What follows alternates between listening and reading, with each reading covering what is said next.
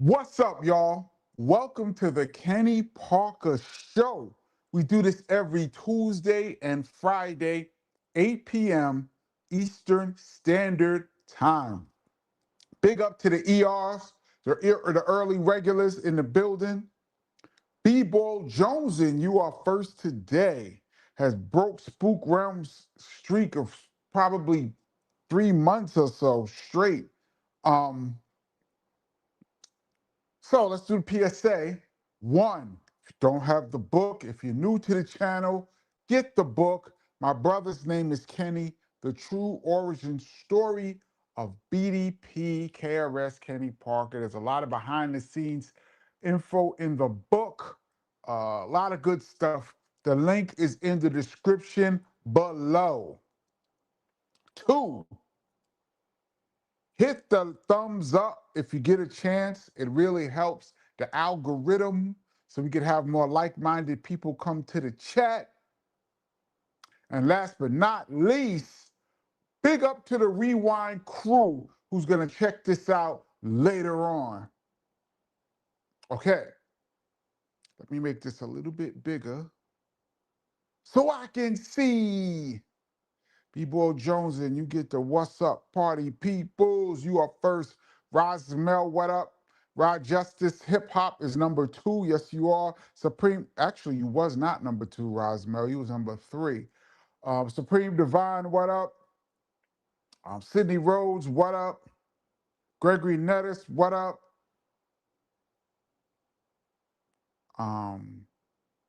See people talking about the World Cup. I don't really follow soccer at all. There goes Spook Realm 4Q. A little late today. Better late than never. Um, let's see. Let me scroll down. One day I'm gonna be on time, y'all, like up to date. Uh, Rock Justice says I shot another music video on Sunday at 7 a.m. in 86-degree weather while wearing a leather jacket. Do what you gotta do to get your music properly represented. Napoleon, what up? People says, KP, I saw the newest KRS video about the making of that newest song. Pretty dope. Here's a video about the making. I didn't get into none of this. Um, what's up, Tracy? Tracy says, hit the like, fam, please. Thank you, Tracy. Let's see. Rasul says, what's up, Kenny? It's hard to watch live now, but I don't miss a show. Thank you. Big up to the Rewind crew. Blast Master new track is banging. Yes, it's called What Is the Message? Hopefully there's an album to follow. Silk Child, always. What up? What's good, bro? Share the support. Show the brother love. Thank you so much.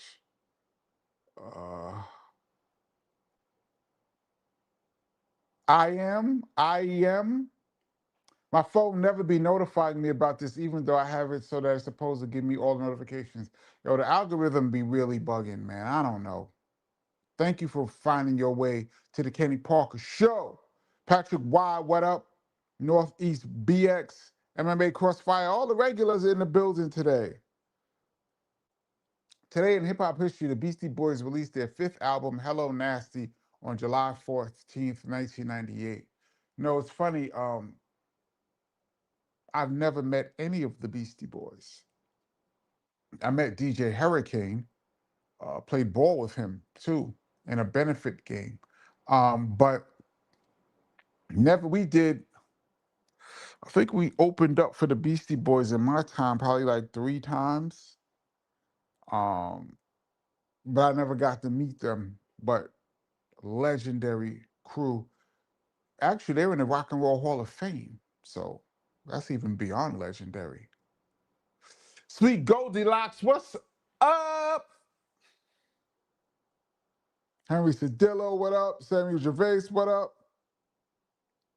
PBB and CKP, were those people justified breaking in the Yankee Stadium? Absolutely not. Hip hop had a nice, smooth 2 days at Yankee Stadium. orderly, and it shows that hip hop can put on a nice concert and everybody act accordingly. And on the third day, some people who felt like they just was missing the action took it upon themselves to try to break into Yankee Stadium, which caused them to shut down the stadium for hours. And a show that was supposed to start at 8 o'clock didn't start till 12. And a lot of people who spent hundreds of dollars for tickets to see Jay-Z and friends did not get a chance to see Jay-Z because some people chose to jump the gate. That's whack. Dear Marasuti, what up? Cutie Pie, you ain't been around in a minute. Where you been? Kenneth Smith, what up? Philly Sheed, what up? Dwight says, hey, Kenny, I should not have known the lyrics to Jimmy at 10 years old when that song came out. Actually, that's good. At some point, you needed to learn the words to Jimmy. It was a great message. 10 is a bit early, but yeah. Denise Washington, greetings, hip hop family. What up? Um, let's see. Did I say Dear Marasuti? R.I.P. to Sam Neill from the iconic Jurassic Park movie. Yeah, I saw that. I never saw any of those Jurassic Parks. Um, July 7th, 1987 was an interesting day for you. Get the book. Yep, it sure was. It sure was. The Real Chef Daddy, what up? The link is in the description below. Get the book. T. Dicey said, Kenny, I went to Jay-Z's Saturday and Sunday shows. Dope. Dope. He killed it. I'm sure he did. I saw highlights. Um,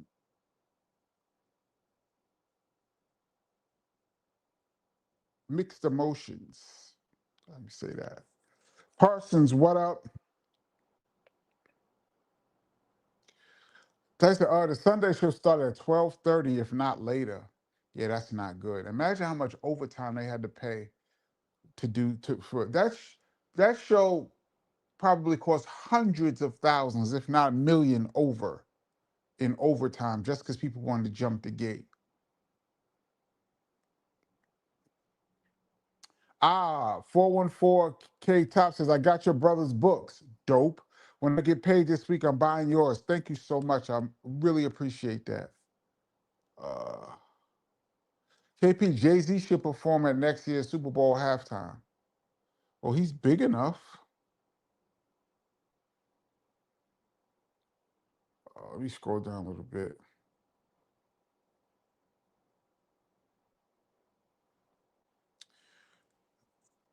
Keem says, do you still produce beats? And did you produce any KRS-One's new joints like I'm MC? No, I did not produce anything on any of his new albums, but I still do produce. Yes, I do. Oh, Cutie Pie says I was in the hospital for a bit, but I'm finally back home now. Wow. Oh man. Any day that you're not in the hospital is great. I'm glad to see that you're out of there, back home, hopefully on the mend. So we're sending all our prayers and love to you, Cutie Pie, a regular on the Kenny Parker Show. I hope you feel better, get well, because being in a hospital is not where it's at. DJ Joe, what up? I'm actually at the bottom. I'm actually seeing stuff in real time. Let me go back up a little bit. Pemerger. I don't want to butcher your name. I'm sorry. What up, Kenny? Got the book today. Thank you. Looking forward to starting it ASAP. I hope you're doing well. Enough respect from Brazil Highland. BDP for life. For life. Thank you so much for picking up the book. Thank you. Thank you. I really think you're going to enjoy the story.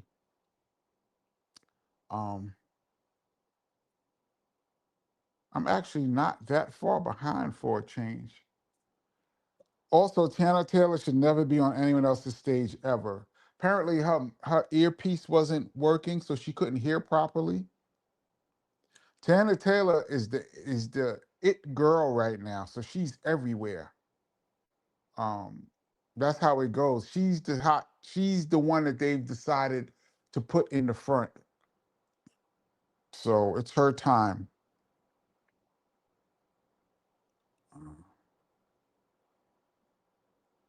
Rod Justice says, yeah, cutie pie, I'm glad you're home. Yeah, man. Being in the hospital, even for a hot second, is no good. Derek Mallory, Minneapolis. What up? Um, Also, the people working at Yankee Stadium were the nicest. That's dope. Much love to the Bronx from Maryland. That's dope. Usually, people that work at venues, especially when it gets hectic, they get a little frustrated and it shows. So that's dope. Um, Cutie Pie says, KP ahead of the chat. It's the Twilight Zone. I know, right? I'm actually on time. Um, NMM57 says, also from St. Paul, Minneapolis. I just found this channel. Dope. And Ben watched old videos while at work. Thank you so much. There's a lot to catch up. You got a lot to catch up.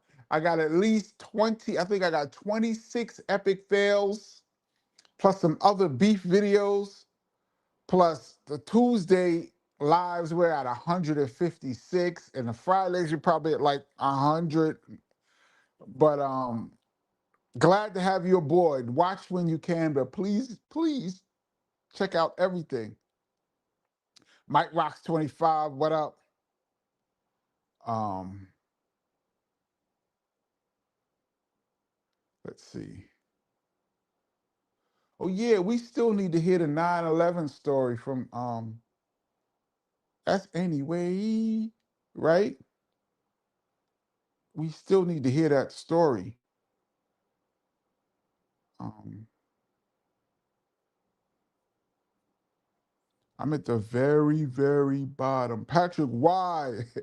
What Guan?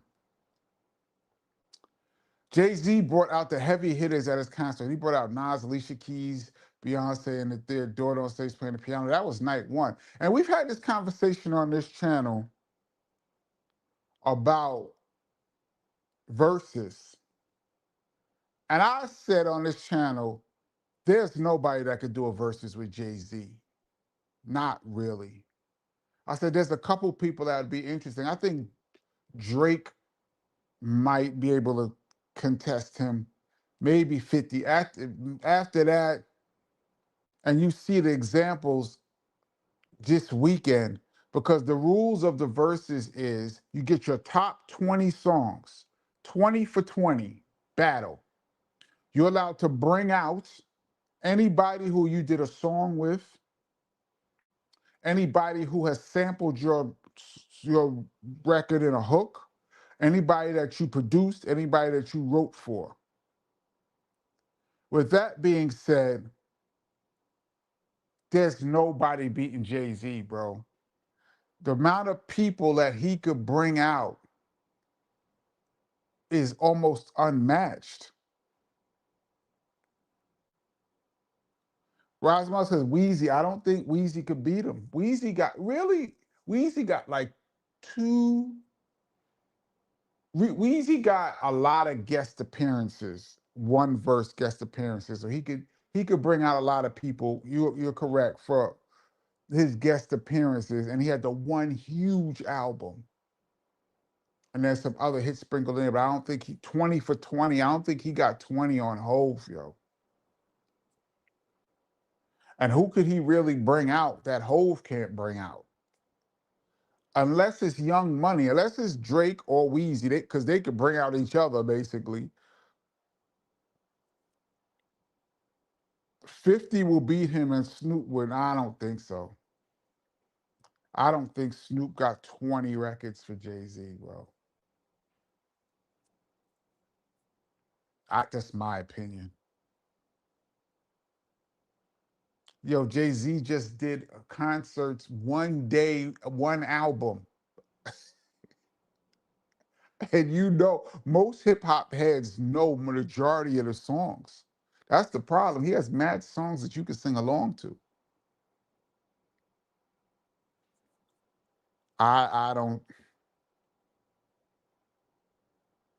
I just don't think so. Dion Cruz, what up? Jay-Z just needs to throw out some punchlines on Rhyme Fast and Drake. 50 can't do anything he does on that level. Not at all. Not at all.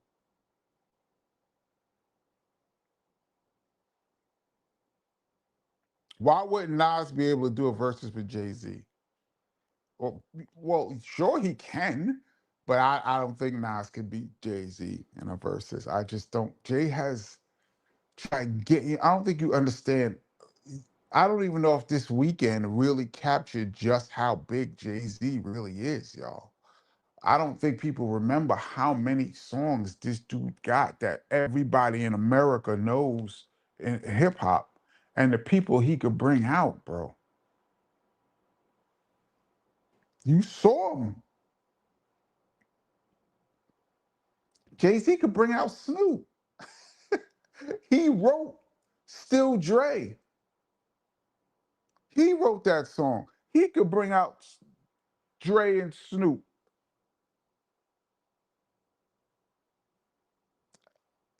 He's a real problem, man. Buster can tie Jay in a versus. Nah, bro. Nah, bro. Jay-Z versus Eminem. M got a lot of records. M doesn't have a lot of guest appearances, but he got a lot of records. That'd be formidable. But I still got Jay all the way. But that at least would be formidable. Dr. Dre. That's a person who could beat Jay-Z. Good one, Vibe Machine.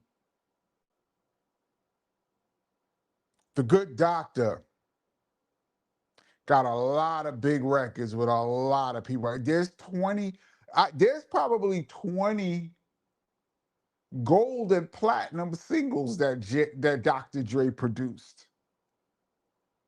He could bring out the who's who. That's a good one. That's a real good one. Drake, but that I think it would still be not as easy as you think, but Dre would be tough for sure. Mark says M don't stand a chance. I think M would really. M is dope, but I don't think so. Versus is too old. Well, they just did one the other day, but Buster would take Jay in a versus. Buster got over 20 over Jay. Um, Spook Rumps, I think it's dope that after the battle, Jay and Nas had that they recently put together playlists of their favorite cuts from one another. That's what a battle rap is all about. Yeah, as it turned out that, if battling stayed on wax, which it never, ever, ever, ever, ever, ever, ever does, and it was just like a competition of sport, and then afterwards you shake hands and you cool, that would be great. But it's never like that. Even Jay and Nas, for those that know the backstory, that could have been very dangerous. There was people behind the scenes. I know for a fact there was people behind the scenes in these camps that had they met up would have been real problems. So it's good that they got back together, but um, they could have easily gone the other way. CMC, what it do? You already know. Jay Dilla, nah, not against Jay-Z, bro.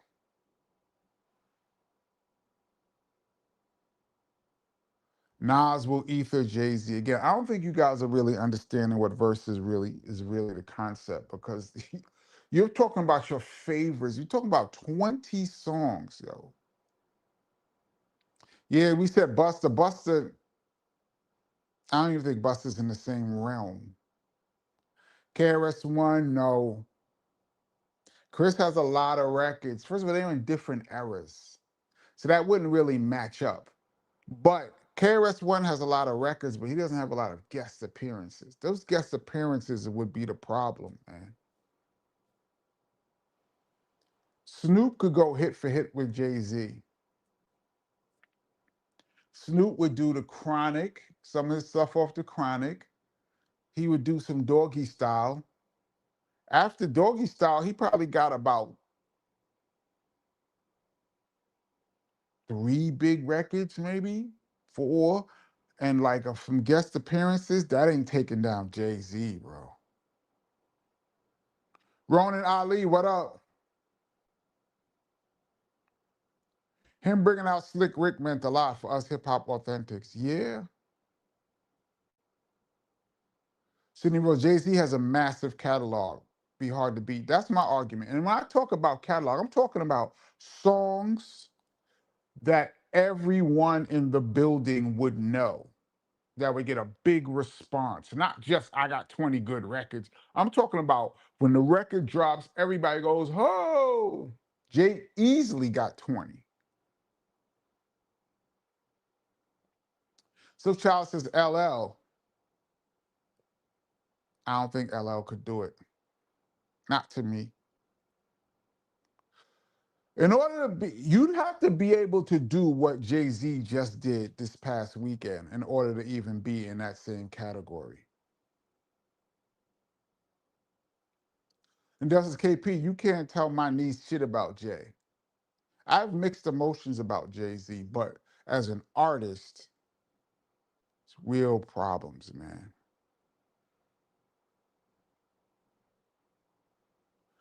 Puffy could take Jay in a verses.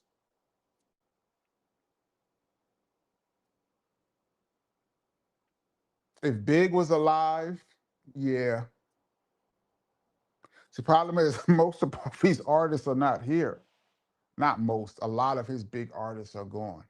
But 20 Puffy records, yeah, because that he produced, it'd be Mary J and Jodeci and Raya, even though Jay-Z is bringing out them same people.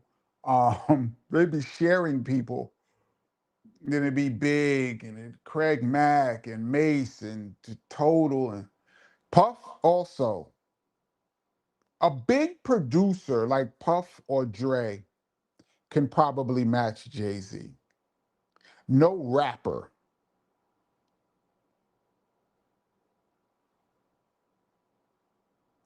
Um, what about Cube? I don't think Cube. Different eras though. Nas could bring out Mary J. Blige, Eminem, Lauren. That's not enough. That's not enough for Jay-Z, bro. First of all, Jay-Z could bring out Eminem too and Mary J. Blige, so that would cancel out. And I would argue that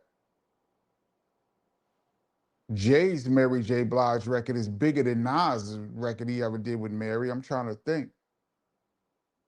So that wouldn't even be in Nas's 20. What record did Nas and Eminem do? I don't really remember off the top of my head. I know that Renegade would come on for Jay-Z like it did the other night. Lauren would be dope to do that song. Plus, you gotta understand, you're only allowed to do the song that the person you did this. You only allowed to do the song that you did with the person in the verses.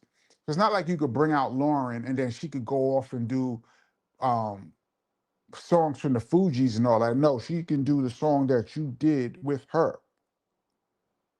So Lauren would be good, but that wouldn't stop. Jay-Z could bring out Mariah Carey. Yo, Jay-Z could pull out a hologram, yo. He did a record with Michael Jackson. Remember that You Rock My World remix? Dude, Mike, yo,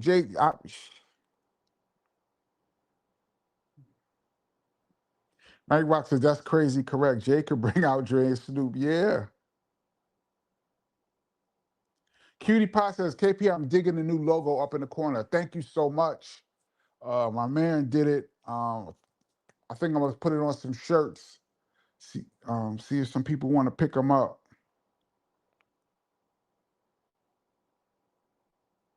Patrick Wise says, I'm just glad Jay-Z cut off the locks. I heard he grew his hair out to show Blue Ivy that her hair texture is just like his and for her to embrace her hair texture. Is that the story that he was telling? I mean, I guess, I don't know. This whole time I thought he was trying to be like the painter. Was it Basquiat or whatever? The artist. That's what I thought he was trying to do. I don't know. That whole cutting off your hair in Yankee Stadium, like what was that all about? What was the meaning behind that? Beyonce cut his hair in Yankee Stadium before the show. Was he trying to send a message? I don't know.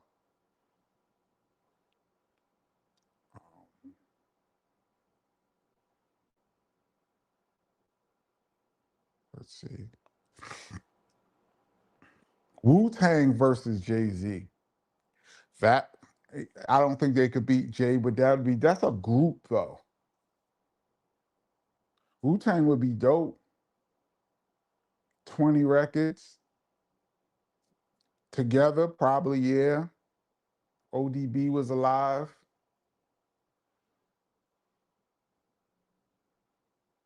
Nas' lyrics are too deep for the average simplistic Jay-Z fan. I don't think Jay-Z's lyrics are simplistic, but Tribe, no. Mm-mm. And you know, Tribe is my favorite group. Corey Foster, Buster has 20 songs everyone knows. But I just DJ'd a party, not just. About a year and a half ago. About 2 years ago, I DJ'd a party with Busta Rhymes, was performing, and I was the DJ. I got to watch Busta up close and personal. And that's my man too. Like I like Busta personally, but nah, bro.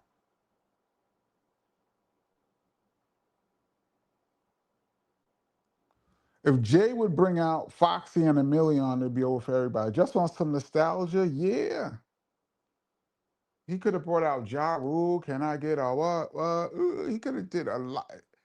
Yo, I think people got to really sit back and think about that. Um, Kenny, I said about a year ago or so when I saw Jay-Z's B-Sides concert where he played no big singles. It was 90 minutes long, nonstop, all bangers. I knew it was over for any other artist in the verses. Yeah, yeah. In a verses was genre R. Kelly would topple Jay-Z. First of all, Jay-Z would bring out R. Kelly too. Could you imagine he'd bring out R. Kelly from jail for quick verses? After the show, it's the after party and R. Kelly come out. Over. Over, bro. Ain't through Fiesta is over, man.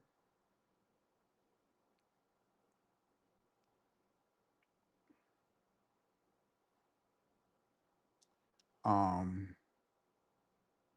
let's see.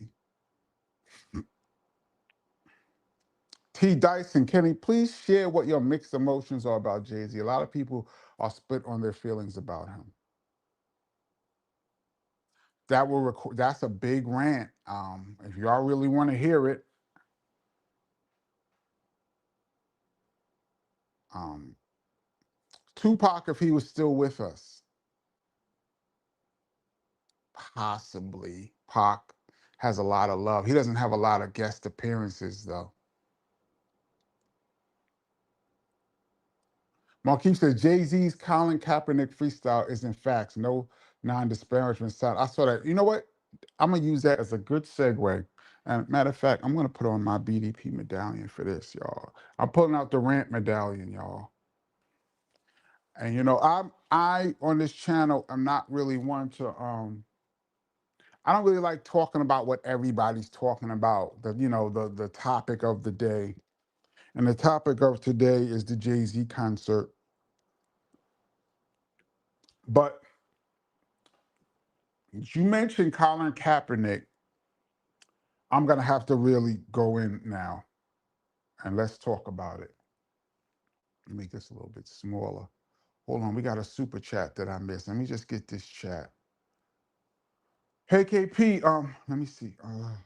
Oh, anyway, what up? Hey KP, I was at the Jay-Z concert on Sunday. We made it in just in time before the bum rush. It was a great show though, and well worth the wait.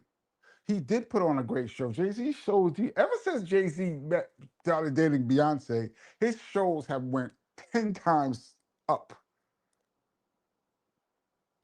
Thank you so much anyway. You know how we do on this channel. You are much appreciated. Um, Jay-Z. I watched, a couple weeks ago at the Roots picnic, we talked about Jay-Z and his freestyle. Everybody was going crazy over his freestyle. And I was saying it sound like regular Jay-Z to me. It's not like I wasn't going crazy over his freestyle.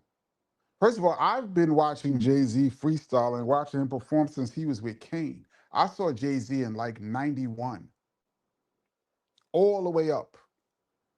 And to me, watching Jay-Z freestyle at the Roots picnic was like a guy who averages 30 in a basketball game, have 30. And it's like, yo, Jay-Z dropped 30. And I'm like, he averages 30. I've seen that guy drop 50 and 60 before. 30 is dope, but it's a regular night. That's how I was looking at that freestyle. And I was really thinking about it. And Jay-Z has this air, right? First, he says, I'm above criticism because I'm rich. And because I'm rich, he said in his rhyme, if you don't have a B, you need a B to say my name. I guess a double entendre. You don't have $1 billion, or you don't have, your wife isn't Beyonce, you can't even talk to him about anything, which I 100% disagree with. Money does not make you above reproach. I'm gonna get to that in a second. Then I saw, so then he says, matter of fact, another one of his themes is, I'm so big that I don't even really hear you little guys down there. He said in his rhymes, I'd be on the private jet, with my slippers on and shit. I don't even hear your little raps or whatever you little guys are doing down there. Yet he's taking out time to address every single thing people saying, even Jaguar Wright. He sent a cease and desist letter to her, but yet he's not listening to anything because he's so big and he has $1 billion. Okay, cool. I've said before, I think Jay-Z is a once in a lifetime artist. And there could be an argument made, a legitimate argument made, that in rap, he is the best to ever do it. You could make a legitimate argument for that. But now you look at the other things that Jay-Z does, and he tries to set himself up as this cultural guy. And he brings up Colin Kaepernick. First of all, let me make a statement on this channel. I'm not down with any disrespect for Colin Kaepernick and what he stood for us. If at this point you are offended, you are welcome to unsubscribe. I'm happy that you were here, and I'm glad you enjoyed the Kenny Parker Show. But if you have beef with Colin Kaepernick, this is where I say we have to part ways. Because that man stood up and put everything he had monetarily on the line to make a statement about police brutality and what an effect it had on Black people, which we've been talking about for decades, for more than that, since our great grandparents had to deal with the police. And so now I'm looking at this, and then the question was, why did Jay-Z bring up Colin Kaepernick 10 years after the whole thing happened? And some people are trying to wonder, was it this, was it that? And there's two things that I saw. One was Funk Master Flex. Shout out to Funk Flex. Went on a whole rant in which he destroyed Jay-Z. No, he criticized Jay-Z. He destroyed Charlemagne the God about Jay-Z's Colin Kaepernick stance with the NFL, and he brought it back around to the Target controversy that Jay-Z has now. And I'm looking at this, I'm like, there's a pattern here. And I go all the way back to the Barclays Center. When the Nets was building the Barclays Center, there was a lot of controversy. The people in the neighborhood did not want that project to go up. They bought out a lot of people's property. They did eminent domain, took people's property, and they built up this place. And they were supposed to put all of this affordable housing there to offset them tearing up acres to build this arena, which they didn't put up all the buildings yet. And there was a lot of protests. So what happens? They roll out Jay-Z, and Jay-Z comes along and he goes, nah, everybody calm down. I am the owner of this Brooklyn Nets. We did it, Brooklyn. I'm from Marcy Projects. For those that's familiar with Brooklyn, Marcy Projects can't be but about 2 miles, maybe a little more from the Barclays Center. I'm from Marcy, and now I own the Nets, and I built this whole arena. We did it, Brooklyn. We did it. I was at the show where they opened up the Barclays Center. Jay-Z cracked it open, the very first artist to perform there. I was right there, watched the whole show, and I watched him sell us on the theory that don't be mad about what this is doing to the community. It's for us. We did it. Cool. Everybody started clapping and cheering. Everybody calmed down. Jay got us. Then we find out that really Jay-Z didn't own but less than 1%. He owned like point something percent of the Brooklyn Nets and the Barclays Center in actuality, which is dope. Still, to have any piece, a great investment, but that's not how you sold it to us. You sold it to us like you were the owner. Turns out you're barely even in the building. But okay. Jay pacified us and we let that slide. Cool. Then the Colin Kaepernick situation comes up, and this man, Colin Kaepernick, who was an established NFL player, decided to take a knee for the national anthem in protest of police brutality against Black people. And I'm speaking also to people on this channel who are not Black, who are white, or other races, or not from here, to give you a little insight on what it's like to be Black walking around and how the police treat Black people different from white people in America.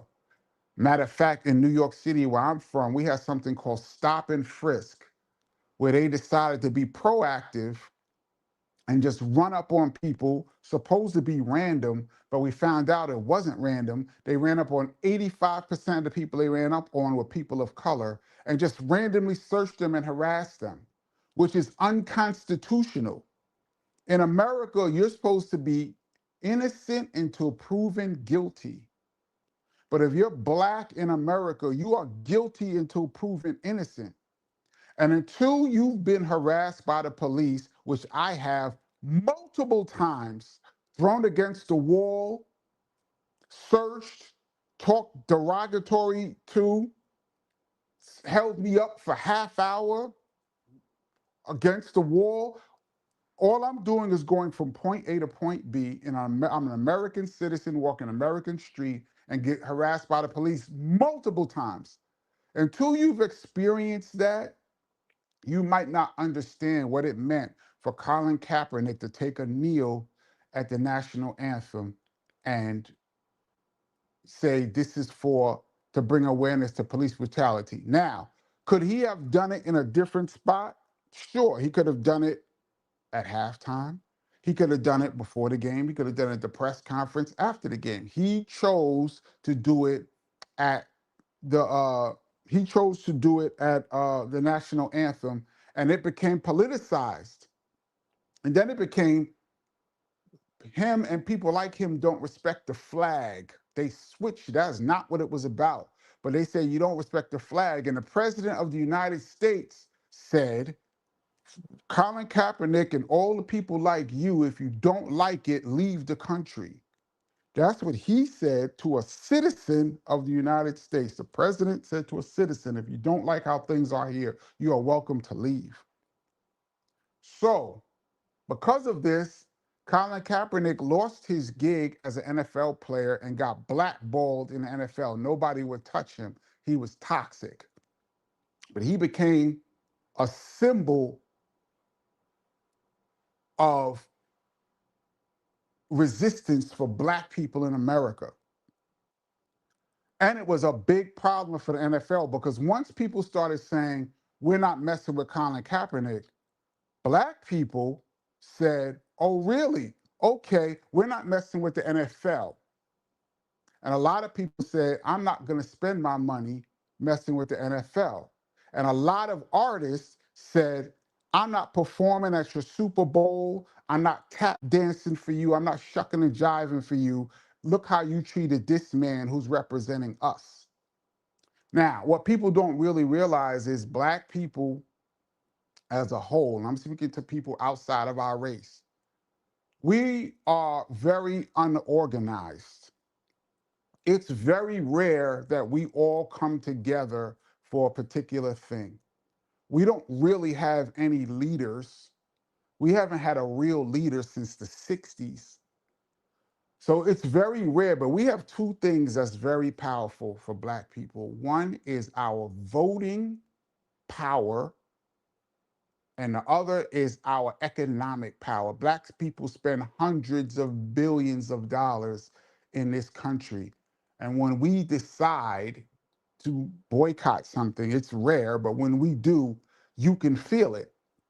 So now the NFL felt not only the economic stress of Black people not wanting to be part of NFL, but image-wise, it started to look really whack for an NFL. So now the NFL says, damn, what are we going to do? We got to fix this. Along comes Jay-Z. Jay-Z, nobody asked him. He interjected himself into the argument and says, first he said,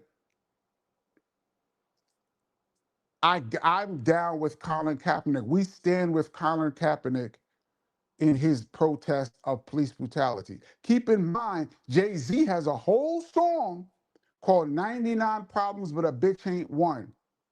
And in the song, he talks about how the police pulled him over without probable cause, but he knew his rights as an American citizen, and he went back and forth with the police, but it was wrong that they pulled him over. And the punchline to that song is he actually had drugs in the trunk. So he was a real criminal. He was actually the person that they're really looking for, who is the reason why they justified stop and frisk in the first place, and all the police brutality that we've dealt with for hundreds of years. He's the guy they're looking for. But because they didn't have probable cause, he had a reason to diss the police, and he said it was based on a true story. So he knows the rules. And yet, so he comes and says, I'm down with Colin Kaepernick. We got 99 problems and a bitch ain't one. Everybody's like, yeah, Hove, who never really talks about anything controversial, stepped up here. Okay, cool. Then he goes As a matter of fact, I got it from here, Colin Kaepernick. And remember, he said the whole rhyme, we're not kneeling no more. We're taking it to the next level. And Jay-Z almost picked up the mantle from Colin Kaepernick, and he had it in his hand. Everybody's like, okay, Jay is here now. His weight, his power. Yeah, what you gonna do, Jay? He says, here's what we're gonna do now that I now have taken over the whole protest. We're gonna partner up with the NFL now. Huh? Yeah, so we're gonna partner up with them because once we're in the building, we, Rock Nation, us, we are in the building, we have more say-so about what's going on than if we're outside. So we're partnering up with the NFL.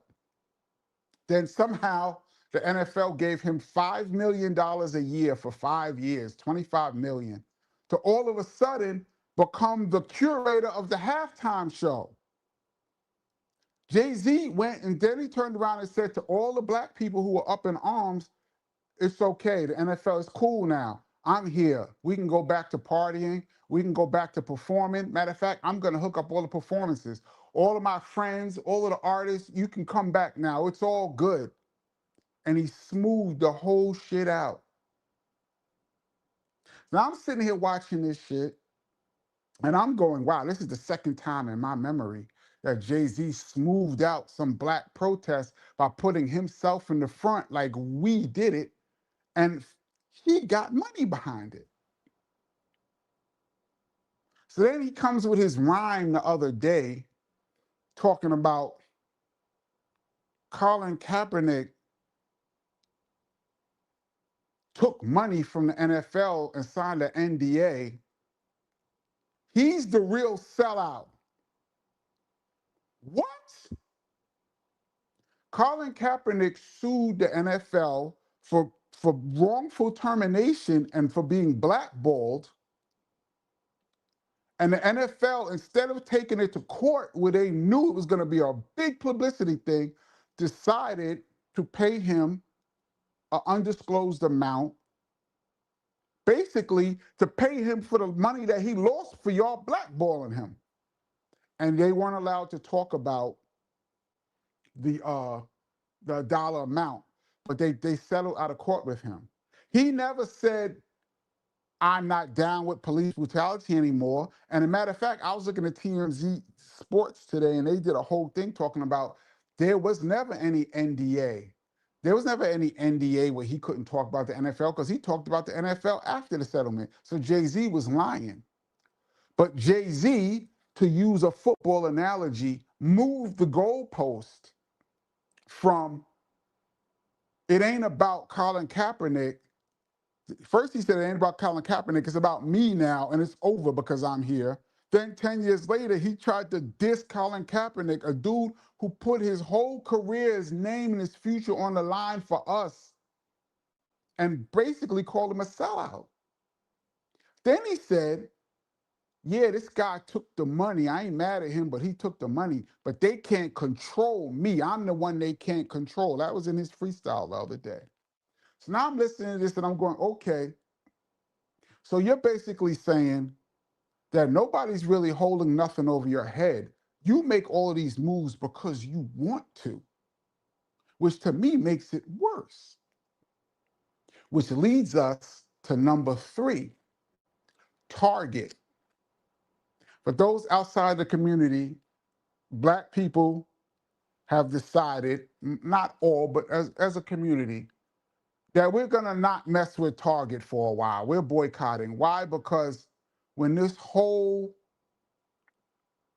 DEI thing came down, which is code word for nigga, they can't say nigga out blatantly, but they use the word DEI, meaning a program, meaning that you really are not qualified to be in your position. The only reason you got it is because you're Black and you got a handout and you're not qualified, nigga.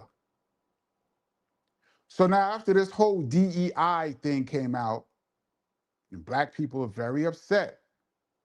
One of the first companies to jump up and was like, yeah, I'm firing everybody who we hired from DEI was Target, one of the first. I'm paraphrasing, but they were one of the first, I believe. So I don't know who decided it, but somehow it was decided that black people are not messing with Target. And like I said before, it's very rare when we all get together and decide something, but we got together to decide that we're not messing with Target. And it's been like a year now. So now Target is losing a lot of money and they are very upset about this boycott. We need to make this go away. What can we do to make this go away? Let's call the fixer. Here comes Jay-Z. Jay-Z decides to do a deal. Basically, I guess the deal is, and I could be wrong, you guys can fact check me on anything that I say, but basically, I believe the deal is if you wanted to get his Reasonable Doubt album, I think it was the vinyl or something, the newest release of it, the deluxe or whatever, it's only going to be sold in Target.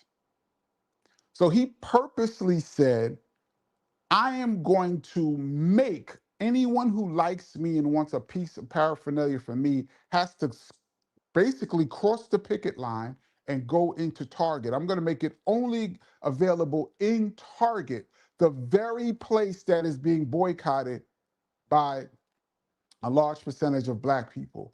Once again, Jay-Z made a business deal where he got money to pacify and make a company who black people were fed up with look good again. And then when people stepped up and said, Joe, what are you doing, Jay-Z? Target of all companies? He comes with this freestyle the other day. And for some people, all Jay-Z got to do is freestyle and the whole thing is settled, which is dope and very smart. That's why these people mess with him, because all he has to do is put his face there and a large percent of the people feel like, oh, problem solved. I'm not one of those people. So now he comes along and he goes, Target, this is in his rhyme. Basically, y'all have selective outrage, because if you're going to be mad at Target, then why not stop? Why not boycott Google and YouTube and Amazon? Why are you just going to pick Target? And I've said before on this channel that you can tell when somebody has an agenda when they move the goalpost. We're not talking about Google, Amazon, any Apple, we're talking about Target. But he tried to make it seem, basically talking down to people like y'all stupid to use this one place as the place you want to boycott when there's other companies. So because I think it's stupid what y'all doing, I'm just selling my stuff here and I'm making y'all buy it. What is his attitude? Now, based on what Jay-Z is saying, let's go back a little bit to the 50s when our parents were young, whatever, grandparents.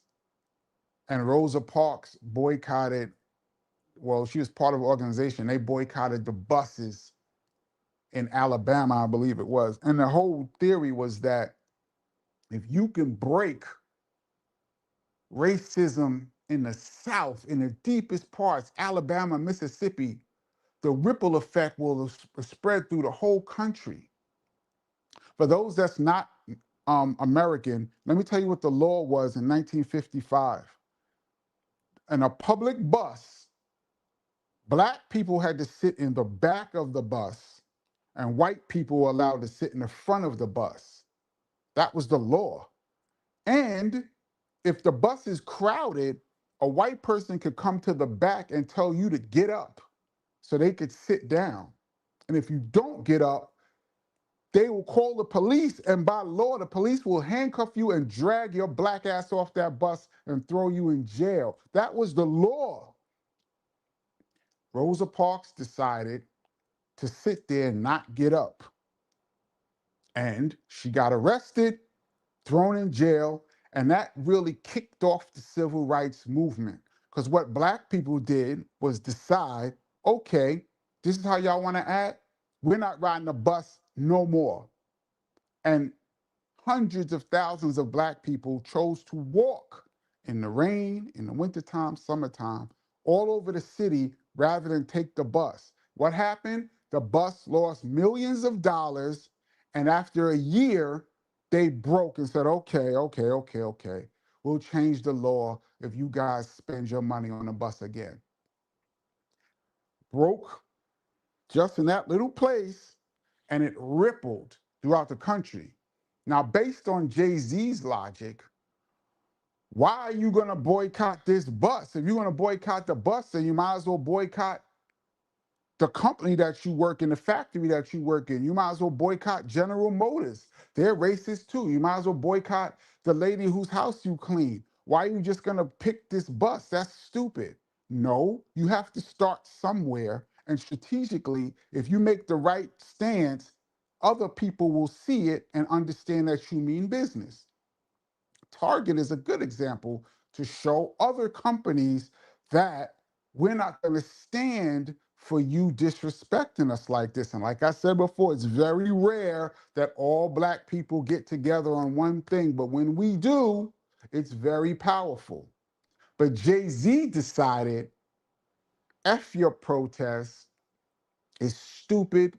And I'm going to show you how stupid it is by making you come to Target.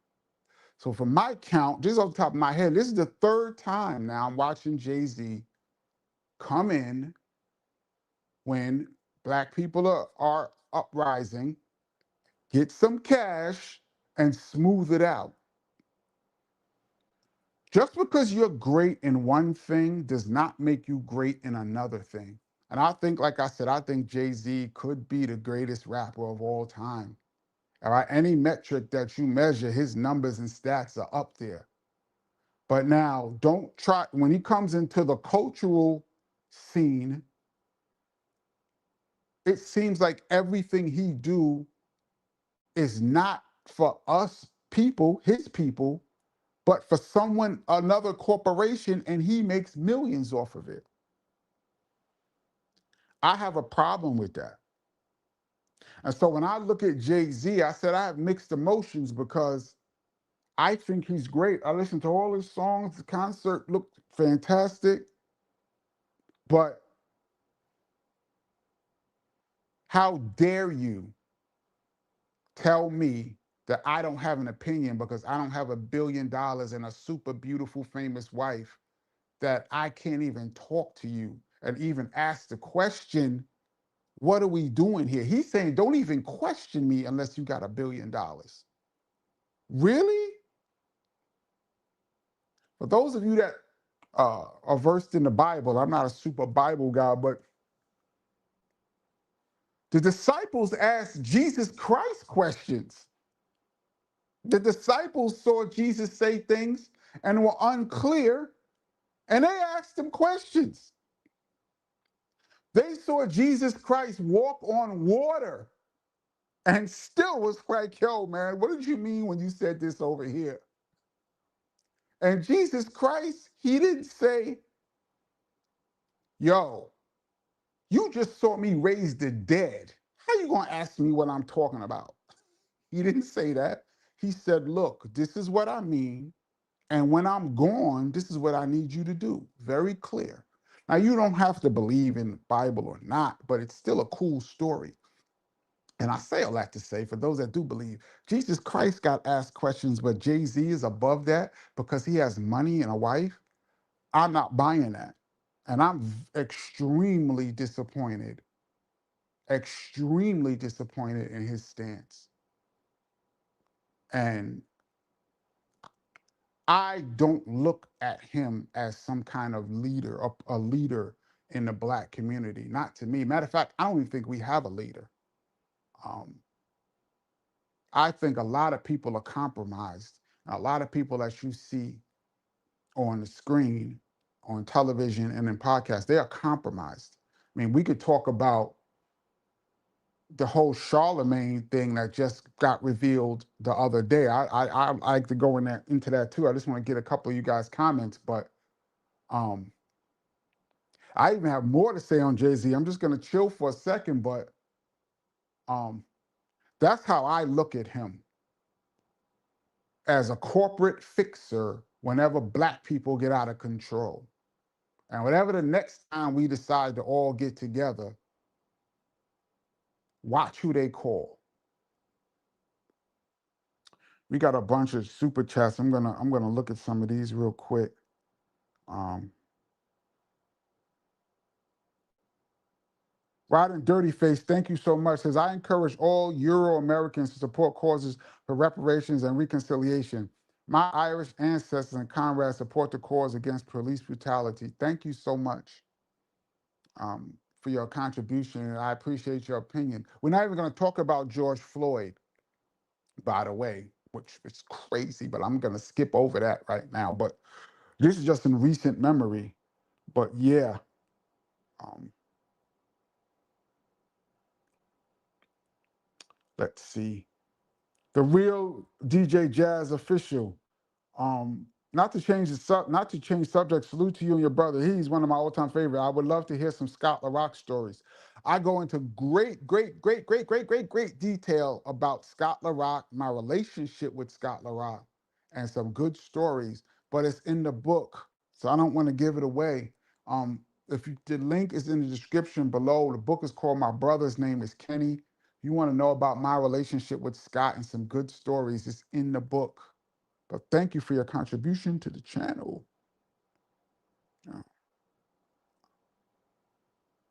It says Keem, I can't see it. I'm sorry. I think it says 9 Keem. I can't see it. Sorry. We are organized. We started hip hop. Yes, we did. If it wasn't for brothers and putting together all those early shows of hip hop music, it happened because we was extremely organized. That's organization. Yeah, so hip hop is a culture. And hip hop in the early days actually had leaders who decided to organize the different subcultures of the culture into one thing. When I mean unorganized, I'm talking about politically and as a body of people in America. I think we're what they say we're 13% of the population. I'm talking about the 13%, how we move is very unorganized and fragmented. And that's why it's so easy to have someone come in and infiltrate us and pacify us because we're not really organized like that. Hip hop is a different conversation. I agree. Hip hop's organization, which came out of necessity, changed the world. Thank you for your contribution to the channel. Icon Poet, Icon Poet, thank you so much. Saudis have offered thousands of Americans, but Chappelle took their money. Have offed thousands of Americans, but Chappelle took their money and nobody cares, but people are mad at Jay. That is, once again, a separate conversation. Chappelle taking money from the Saudis is different conversation than Jay-Z, what he did the other day. We could talk about, there's a few comedians and actors, and singers who perform for the royal family and the Saudis, and they get heat. And for some reason, I'm confused about that too. Do we hate the Saudis or not? Because all I ever see on TV is multiple presidents of the United States going back to when I was a kid, kissing the rings of the Saudi princes. They go over there, they hang out with them, chill with them. We got bases over there. They come to the White House, have a good grand old time. The current president of the United States is doing big billion-dollar business over there. Are the Saudis our enemy or not? They have human rights violations. And so because of their human rights violations, we're not supposed to take their money.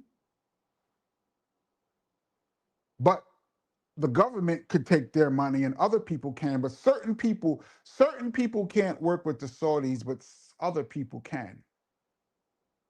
I'm confused. Either we're working with the Saudis or we're not. Somebody can clear that up for me.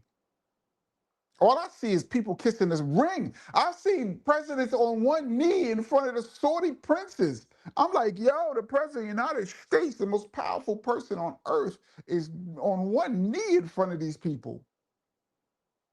But Chappelle went over there and did a show, and he's whack. Dave Chappelle didn't go over there and say, I'm doing this for black people. He went over there and said, I'm going to get my money. If Jay-Z said, yo, I'm part of this Barclays Center because I'm trying to get my money. I got this little percentage of the Barclays Center, and afterwards he sold that little piece and got a check. Just say that, bro. I'm a billionaire, and this is how I got $1 billion, because I'm doing a bunch of business with a bunch of corporations. I don't care about what they do. No, he comes in as the guy. He picks up the mantle and then smooths it all out. I don't really know about this Saudi thing. I'm not super versed in it, but are we mad or not?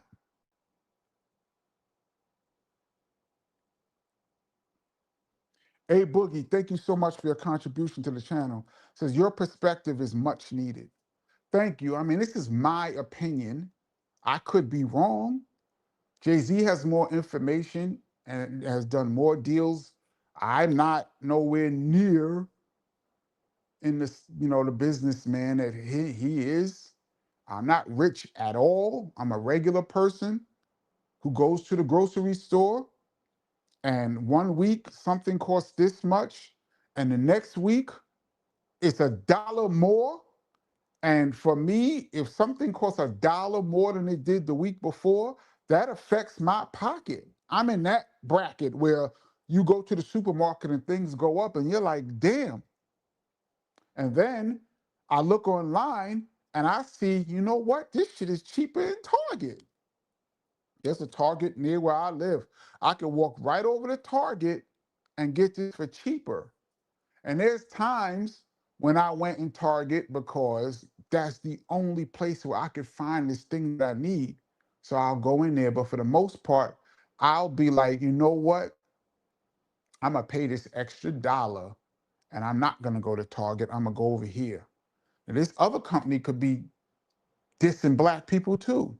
But on this day and age, right here in 2026, we are boycotting Target. So there's plenty of times where I've decided I'm going to spend the extra dollar and I'm going to go over here. And that affects me. An extra dollar affects my life. And then a multi-billionaire comes along and tells me I'm stupid. I don't know. Um, I don't know, man. Yo, please, I implore everybody, keep your eyes open. I say this all the time. There's so much sleight of hand going on that you don't know what's real and what's fake. But always remember, when they move the goalpost, that's a sign that someone has an agenda. If they won't stay on topic, you know it's some bullshit. Because these racists, they love to say, when we step up and go, yo, the police are treating us unfairly and they're being extra heavy-handed and brutal towards black people, even killing us in the street. You know what the racists say? Why are you mad? Black people kill black people all the time. So what are you mad for? That's the biggest argument I always hear. Why are you mad? Look how y'all act. Basically, y'all kill each other, so why can't we kill you too? That's moving the goalpost. That's bullshit. Don't fall for stuff like that, y'all. And don't fall for these people. I'm going to bring up Charlemagne in a minute. But don't fall for these people who come on the screen and who position themselves as black leaders and black voices, because a lot of these people are compromised. Now, we here at the Kenny Parker Show, I'm not compromised. I have no sponsors.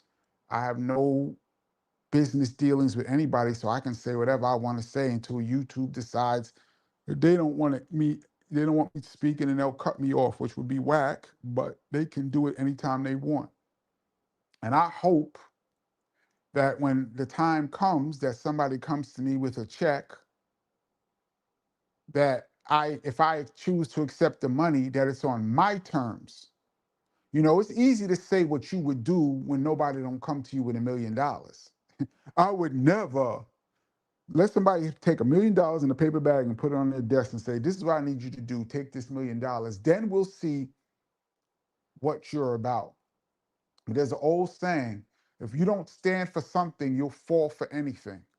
And I hope when my day comes that I stand 10 toes up and be like, "Yo, this is how we doing it, or I'm not going to take the money."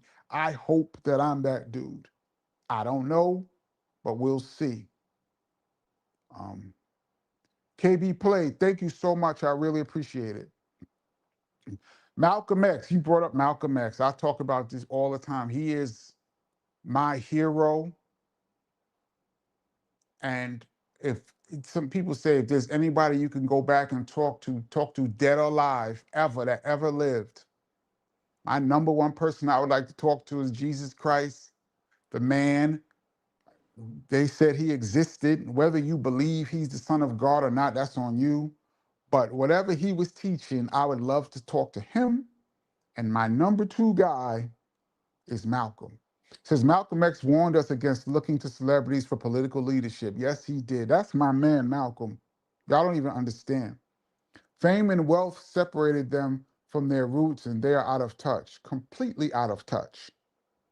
You know how tone deaf you have to be to say some of the things these people say?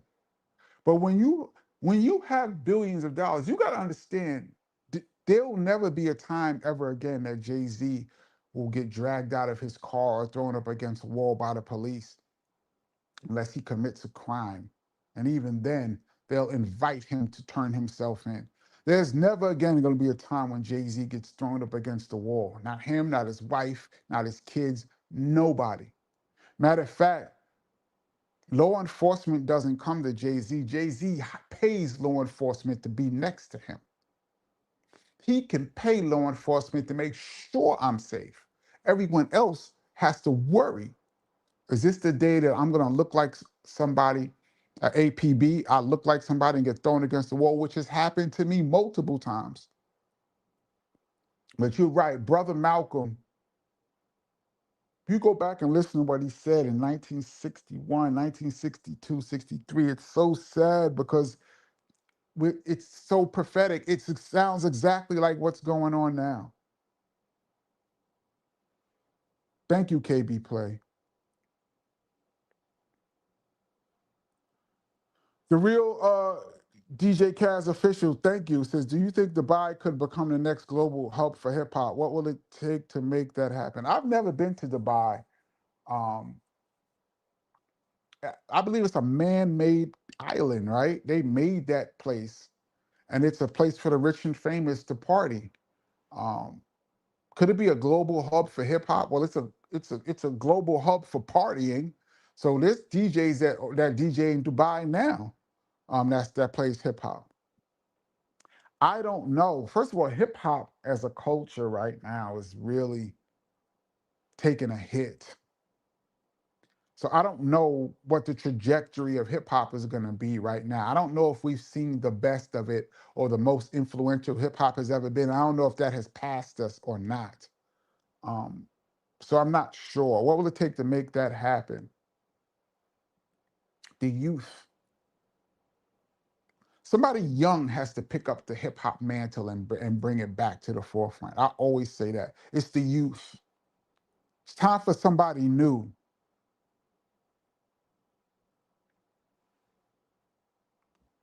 Keem says, thank you, says, you're not a regular person. You're part of a super conscious hip hop cultural group, Boogie Down Productions. Yes, I am.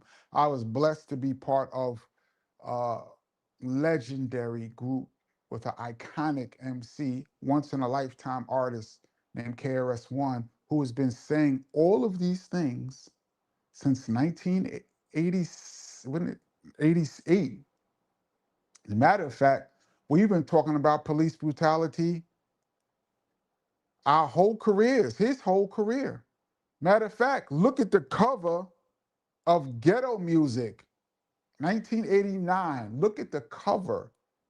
It's a police officer about to confront KRS in a confrontational way. He got his nightstick out, and it's the whole thing. He got a song on there called Who Protects Us From You? You were sent here to protect us, but who protects us from you? That was 1989 KRS. He's been saying the same thing ever since. So our stance, my stance, this is Kenny Parker's stance, but I agree with KRS on this subject. And that's why I hold Colin Kaepernick to the highest esteem. And I'm not going to let somebody else try to destroy his character by saying he did something else over there. That means what he did over here is not it. I don't even care if he took money from the NFL and they told him, shut your black ass up. And he said, okay, I'm going to take this money and shut my ass up. And he went and sat down. He still kneeled in front of the world and let the world know that there's a problem. Still, and lost everything. How many people are willing to lose it all to stand up for what they believe in? Most people never even get put in that situation, but how many people are willing to do it? Has Jay-Z did it? Maybe he has, maybe he hasn't. I don't know. Jay-Z said in his rhyme, I put 500 million into the community. What? That's dope. If he did do that, I know Jay-Z does things that we don't hear about. But if he put 500 million into the community, that's dope. But for me right now, based on how I'm looking at him, I would like to say, well, what exactly did you do? That 500 million, can we see it? I know that you're above reproach, but you said you put 500 million in. Can we see it? Is it to Marcy? He uses Marcy projects as his calling card for absolute credibility.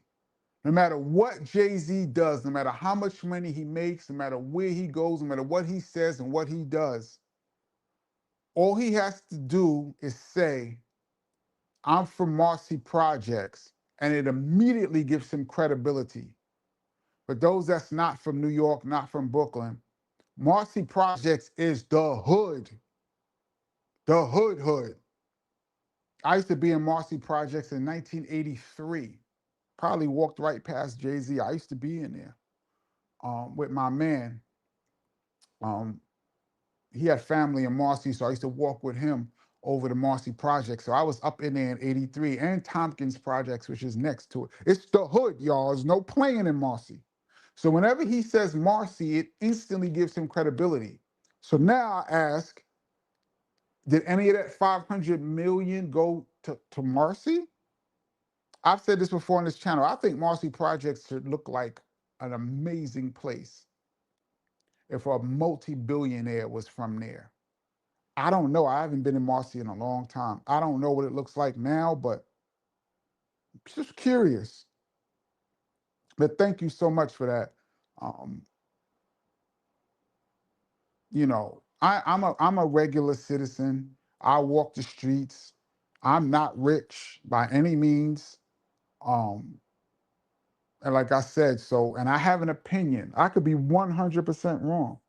Jay-Z could probably debate me and break me down into pieces, but I'd like to see it though. I'd like to see him explain it.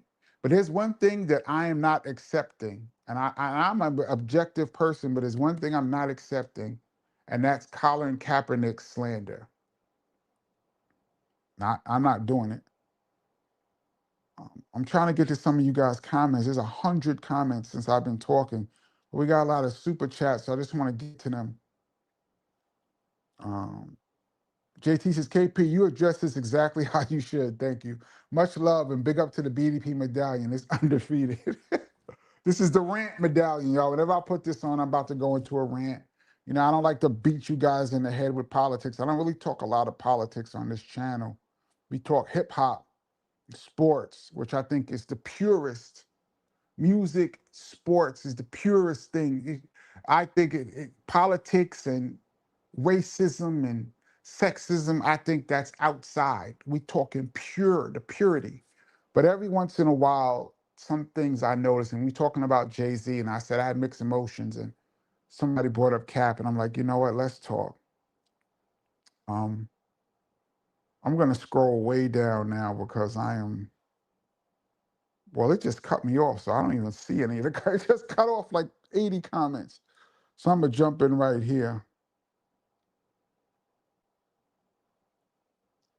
Mrs. Hundley, hey Kenny, stop in to tell you we love you as always. Baby Magic turns a year this month, and he still loves watching Uncle Kenny. Thank you so much. Shout out to Baby Magic. uh, the golden era of hip hop has unfortunately passed. Yes, I don't think there's anybody out there like KRS-One who will make this culture survive, and that scares me. Well, the guys that we had back in the day, the KRS, the Chuck D's, Nas has said some things, Ice Cube, those kind of guys don't know if they exist. A young boy, some young boy out there is sitting there going, I got something to say. And he's gonna come with it, I hope. We said what we needed to say, but I hope there's a young boy out there who's got something to say. But for lack of better leadership, we got the same guys who talked about pimping and hoeing and selling drugs and murder, telling us who we should protest against. And I'm all down for hearing some good ignorance. I love some good ignorance songs. I ride with all that. Like I said before, I was in the tunnel every week. The tunnel was all bad boy popping champagne, Versace shirts and shit. I was there every week. I love all that, but I also love my consciousness. I also listen to PE, and I love Scarface and Pac and all that. But thank you. Trying to get some comments. Um,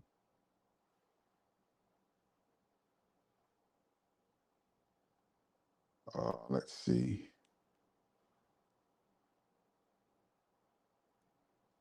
PBB NYC says, damn, Kenny, I had no idea you were this big of a Jay-Z hater. I am not a Jay-Z hater. Artistically, let me say it again. I've defended Jay-Z plenty of times on this channel. People try to say he's not dope. I totally disagree.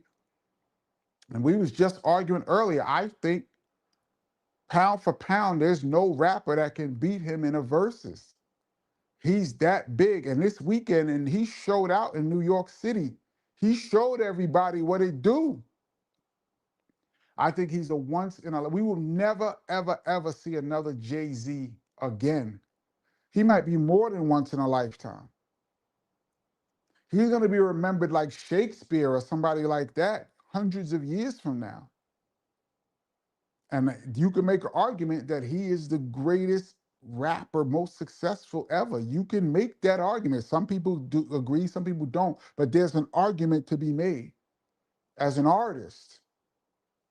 But now some of the other shit I'm watching, I vehemently disagree with his stance. And I'm voicing my poor opinion.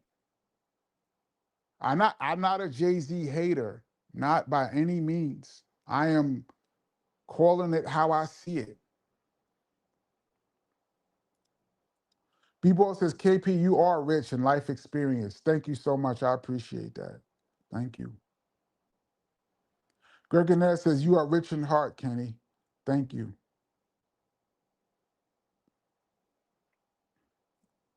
Jay-Z war ready for Drake. Yeah, I saw that too. Apparently, Pharrell supposedly kind of leaked a little bit that Jay-Z was about to come.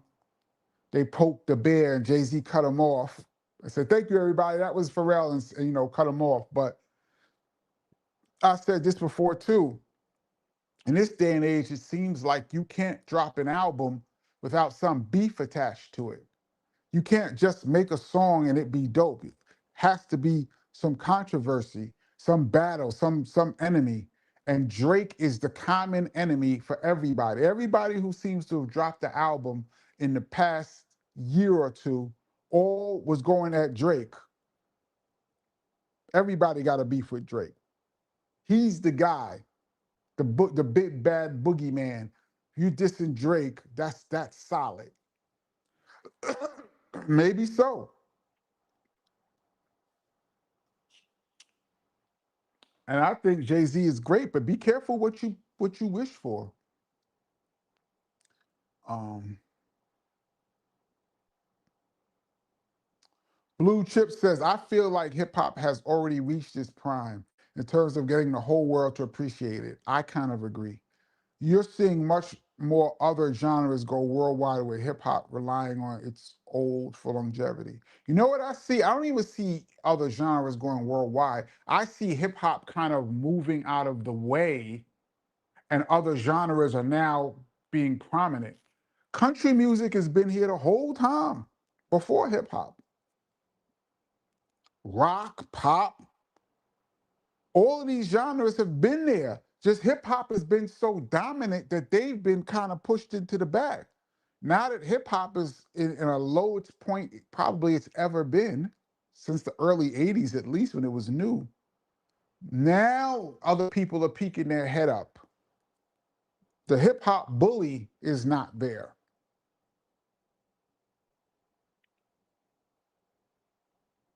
Rasmus said it was funny seeing the YouTube videos of WS burning their old sneaker when Nike did the deal with Kaepernick.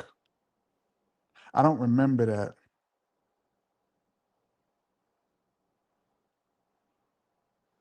Jack Swagger says, you put 500 million into the community. Show us the receipts. Also tell me how much money you made from corporations. Well, he said he's at 2.8 billion according to Forbes. And Jay-Z said, well, wait till the new numbers come out. So he's basically saying, I'm past 3 billion now. It ain't from rapping. It's from doing deals with corporations. But like I said, just because you got $1 billion don't make you a good person or even a smart person. You could turn on the TV every day and see people with suits on with $1 billion. Some of the most evil people that have ever walked the earth in human history had tons of money. Bernie Madoff had $20 billion. He made 20 billion. He made 10 times what Jay-Z made. Is he a great man? Everybody wants to have money and be financially successful. I have no problems with that. But don't talk down to the people because you did the deals and you was in a position they weren't. You're a great artist and you have some great business moves, but don't talk down to the people fighting for respect.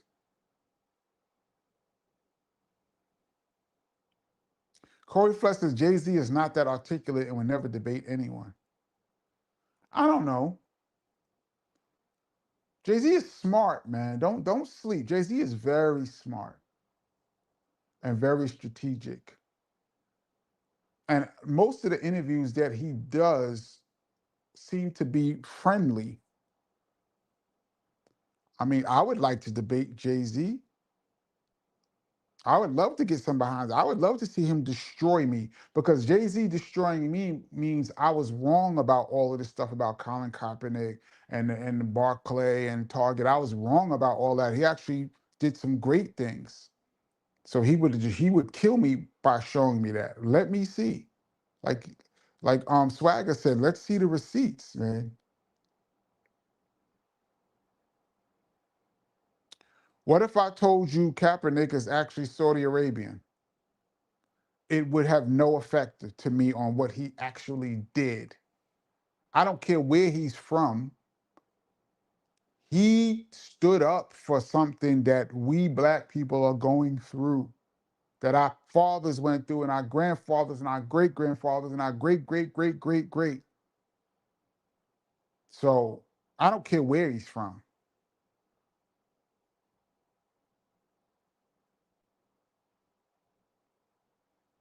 Jay took the Hova Savior complex to heart like he controls the masses. But in a way, he does. Jay-Z could say a freestyle and say barget, target, and everybody go, ooh, did you hear he said the word target? Oh, controversy done. There's people sitting there mad. I see people on Twitter mad because Kanye didn't come out Saturday night. We are so pacified that this dude who said slavery was a choice, I damn near had tears in my eyes when I heard that comment. And I really prayed and I apologized to our ancestors for him saying something like that. Kanye is the same guy who, during the whole Black Lives Matter, he watched George Floyd get murdered in the middle of the street, handcuffed with his face down in the gutter, with a police officer's knee in his back, and he was crying for his mother as he died.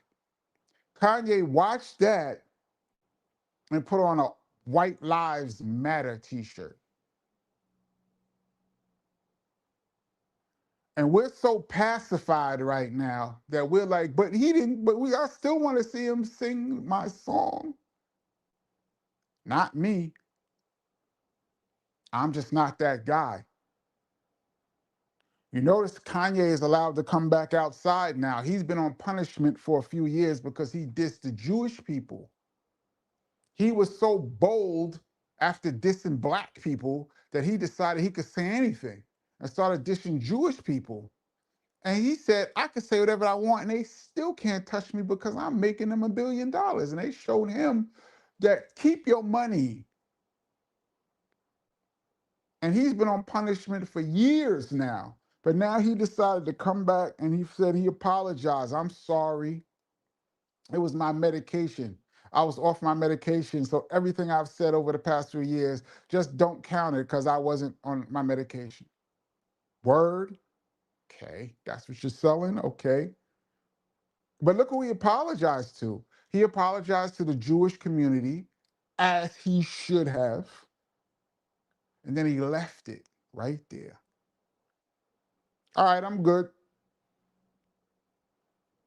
Now he's out. He's doing concerts with 60,000 people in them and stuff. Good for him, but... And then certain black artists ran and they dancing with Kanye. To me, that means go over there and dance with him so the other black people can see it's all good. I don't trust all that. One celebrities run over and they huddle around another celebrity so that we can feel like it's all good. It's so easy to pacify us, though. We're so easily pacified that they think they can come with bullshit like that and we'll fall for it, which we do. Jay-Z has a savior complex. He should. He deaded the Barclays Center beef. He deaded the NFL beef. He brought all them people back to perform and tap dance and shuck and jive for the Super Bowl. He did that. Yeah, he controlled the masses. Yeah, if I was him, I would think the same thing. Patrick Williams said a Saudi crown prince chopped up a Washington Post reporter. I remember that. And what did America do? We were so mad. We said we condemn this act to the highest American authority. This is a condemnation. And then we was chilling with him once again. I remember that. That's the criteria. Even Dave Chappelle said at his concert, these people chopped up this reporter, but by his count, some other people that we are allies of killed 200 journalists. What's the difference? Since we're talking about journalists, I still don't see the problem. Are we down with the Saudis or not?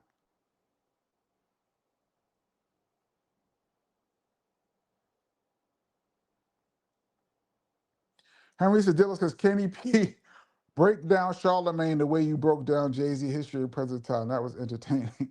Y'all trying to get me banned. This might be the last time I'm ever on the Kenny Parker show. So this might be my swan song, y'all.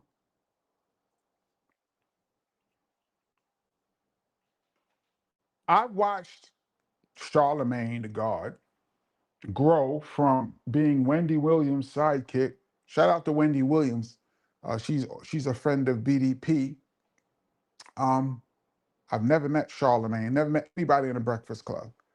But I've watched him grow from that to leaving Wendy to having his own show and becoming one of the big voices in Black media. So much so that if you want to be president, you got to come to Charlemagne and let him put you through the ringer. And he put Biden through the ringer, and he put Kamala Harris through the ringer. Rightfully so. If you want to be president, let's see what you got. He asked the tough questions. I think he was a little extra with it, but okay. He did what he had to do. And now I believe, didn't he just do a deal now for like 200 million or something? He's a mogul now in media. More power to him. But somebody was pointing out the other day how hard he rides for Jay-Z and how much he was defending Jay-Z when Jay-Z's name came up in the how can I say this for YouTube? The Pepstein files. In the Pepstein files, somehow Jay-Z's name came up, which was weird. Like Jay-Z was hanging out with these people in 96. 96, Jay-Z wasn't even hot like that, but somehow he was hanging out with these people. I don't know if he was on the island or whatever. That sounds fishy to me, but he was in the files. So Charlemagne went super hard defending him. Cool. But now it turns out last week that DJ Academics, who I'm not a fan of, but he did some really good investigative work. He did some investigative work and turned up the documents that were presented for Jay-Z trying to get the casino in Times Square. Remember there was that bid to get the casinos? I don't know if you guys are aware, they were trying to get a casino in either Times Square or Queens. And Nas was part of a investment team to bring it to Queens. And Jay-Z was part of a team to bring it to Times Square. You're talking about billions of dollars at stake here. And ultimately, Nas' team won the bid, so the casino was going out there. But somehow DJ Academics has pulled up some documentation, and it shows the people who are involved, who are bidding, I guess. And it showed one side. I don't know what that side was. Maybe it was the casino side, and it had all the names. And then it showed Rock Nation and the group that was under Rock Nation who was going to be bidding for this casino. It showed Jay-Z. It showed the girl, I think her name is Desiree Perez, I think it was, one of his executives, Perez. Couple names. It showed Alicia Keys was part of this thing. And then right at the bottom, it showed this guy's name. I can't pronounce it. Is it Leonard something name, AKA, they said AKA Charlemagne the God. So DJ Academics is like, wait a minute. Charlemagne is part of an investment group with Rock Nation. He has a vested interest in Jay-Z looking good because he's trying to do business with Jay-Z. And he probably stood to make hundreds of millions, maybe a billion. It was big money on the table. It was wealth money on the table, and he was part of that investment group. So now Academics is saying, no wonder he was going so hard defending Jay-Z a few months ago. Now, I don't know if one thing equals the other, but I say all this to say, be careful with these so-called Black voices and Black leaders because a lot of them are compromised. They are paid to tell you certain things to make some people look good and some people look bad, and or they are paid to not say certain things. They get information and just don't put it to the public, and or they are paid to make someone look a little favorable because they have vested interests. So now everybody's looking at Charlemagne sideways now. I've been looking at him sideways for a minute only because, once again, he's done great business, great business. He's come from nowhere to being one of the biggest, maybe the biggest voice, black voice in the game. But I don't like the way he disrespects guests on the Breakfast Club. I know that's his shtick, and it's entertaining for some people. But I know me myself, if I was on the Breakfast Club, some of the questions that he asked and the way he asked it, I would have a problem with. We supposed to be up here. I'm supposed to be up here promoting my stuff. You know, one hand washes the other. The radio show needs guests, and I need to come on there and promote. So together, we're putting together a whole show. It's not you come on here and disrespect to the point where people like Baby came with the famous line, "Put some respect on my name." There's been quite a few people who had to check Charlemagne because he was getting a little disrespectful. And I always never really understood that. So I've never really been a fan, not because he's not a great businessman, but I just didn't care for his style of interview. But now I'm looking at this. Even he got $200 million from somebody to do something. You can't just say, I'm doing whatever I want. Not anymore. Whoever gave you 200 million has a lot to say on what your show is going to be about, as they should. Be careful, y'all, for everybody that's on your screen talking, even me.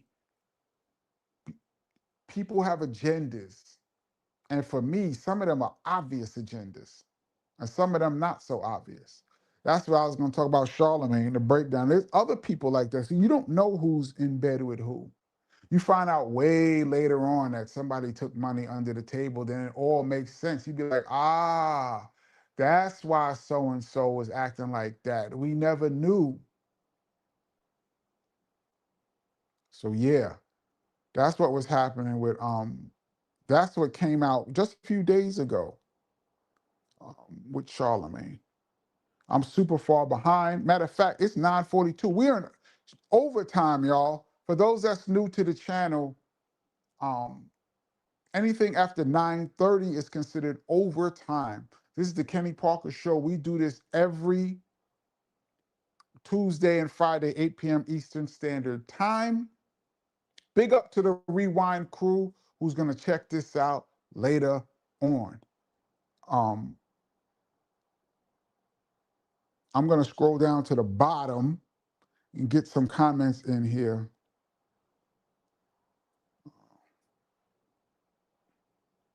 King says, stop, bro. No, you are not regular. Thank you. I appreciate that. But I really, really am. I mean, I've been in the music business for 36 years now. It's been a blessing. I've had ups and downs. You know what I mean? I've made money. I've not made money. I've had wins. I've had losses, like y'all can see on this channel. Um, you know, so in the music business, I've had more experiences than the average person. But in the scheme of the music business, I'm low down on the totem pole. But I know all of the same people. And I watch these people and watch how they move. And y'all know, for those that's new to this channel, one of the mottos on this Kenny Parker Show is that everybody in the music business is a fucking sucker. Not some of them, everybody. I look at everybody the same.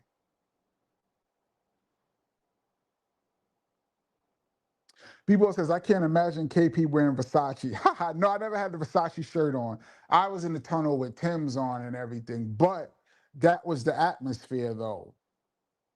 Bad boy, whatever bad boy era you could think about,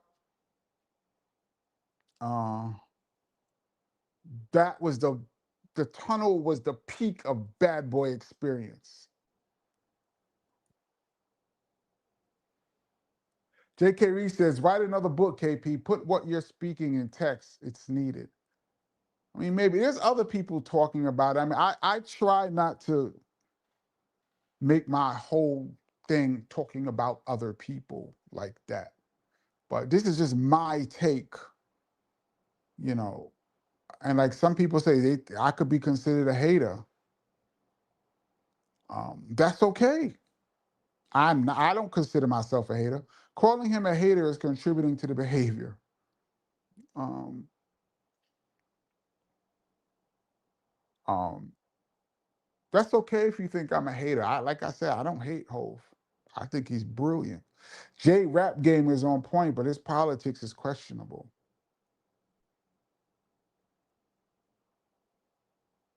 I mean, I don't even know if his moves, the explanations of his moves is questionable. I don't know what his politics are, but I know that he does things, and then when you say something, he comes with excuses to me that doesn't seem like it adds up. Like there has to be more to the story. Jay-Z is not above criticism.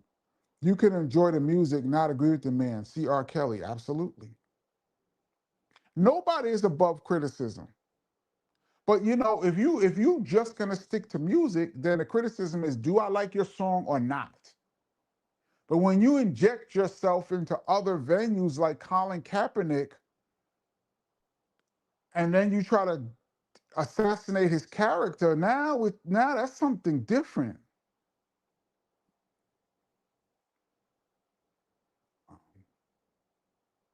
That's how I see it. Let me see.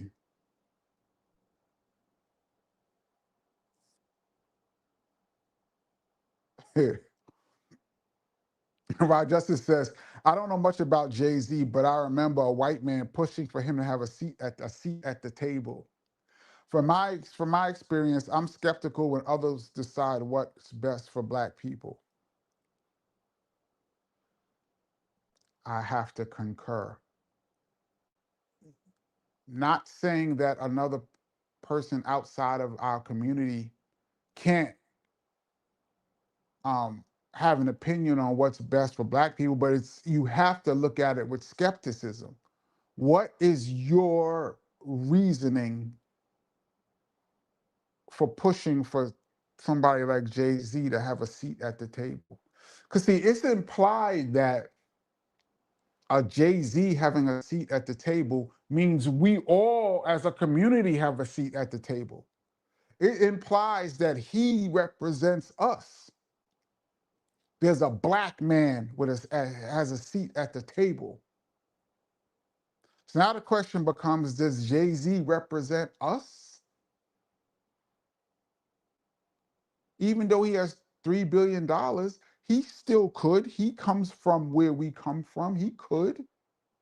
But some of the moves that he makes, it seems questionable. So you have to be skeptical. First of all, you should be skeptical of everything. That's what it is. Shout out Malcolm X, man. Did Jay mention voting rights, civil rights being gutted in his freestyle? I didn't see all of the freestyle, so I can't say, but I don't remember anyone highlighting that. And you're right, as we speak, voting rights and civil rights are being stripped back to 60s. And we in a concert putting up the whole sign, and we all having a good time singing. Yeah, as we should. Meanwhile, they're redistricting whole districts to make it harder for black people to vote. They're calling you DEI to your face. They're calling people with PhDs, people with years of experience, people, great people, DEI.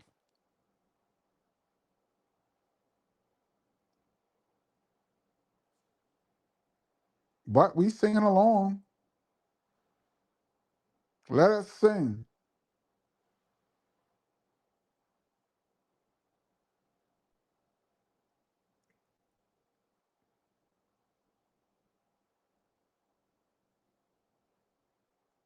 JT says, peace, Kenny. Do hip hop realize the music KRS-One has and the music he continues to make? Something new every year. Chris should be praised for his contribution to hip hop music. Some people do, some people don't. KRS rubs some people the wrong way, and so they rewrite history to diminish his contributions. Like some people, you could like them or not like them, but you can't change history or diminish people's accomplishments just because you don't like them. But that's what it is. Plus, KRS-One is older. He doesn't. The problem with KRS-One, the problem is that he's not going to talk about what you want him to talk about, and it rubs people the wrong way. Even though a lot of what he says be true, you just don't want to hear it, and you don't like how he says it. KRS-One is the type of guy that you in the club late at night, you got your Versace shirt on and your gold and your jewelry, and you throwing money in the air and pouring champagne on top of your head, listening to music. He's the type of guy that'll come in a party and go, yo, man, isn't that your light bill money you're spending? Yo, man, do you realize that your daughter's tuition is due tomorrow and you're spending that money here in the club on champagne? Why don't you go home, man? Chris is that guy. Now, is what he's saying absolutely true? Yes. Do you want to hear it when you're in the middle of a party pouring champagne on top of your head? Hell no. You'd be like, man, if this dude don't get out of here, I hate that dude. He's always talking shit. But what exactly did he say that was wrong? That's the KRS-One. I look at him, that's the KRS-One dilemma. Everybody's talking about one thing and he'll come and say, you must learn, or something like that in the middle of the party. He's like, nah, man. Now, there's a lot of people who like, word, this is what I need to hear. But there's a lot of people who he pissed off being that guy.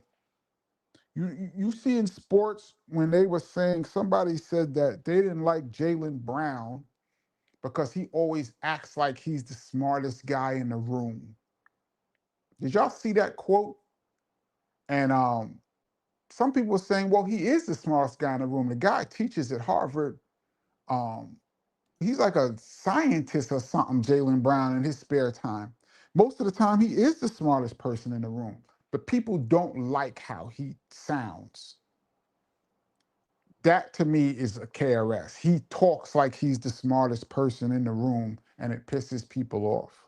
And so for that, a lot of people will not praise him and give him and not recognize his contributions. That's my opinion. And you don't have to. If you don't like KRS, you don't gotta like him. You don't gotta like his songs. There's songs he made I don't like. There's songs that he made that was hits that me and him argued about before it came out, and it was a hit. And he reminds me every day that I talk to him, you didn't like this song. And we laugh all the time. But that's okay. That's okay. You can like who you like.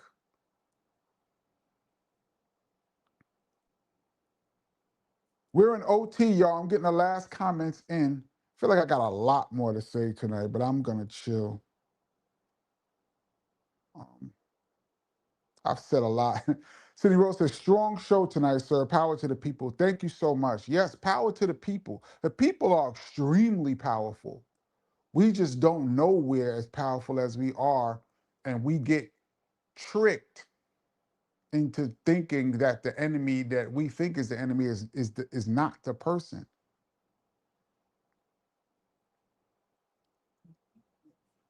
The enemy who they're telling you is the enemy is not the one. but who am I?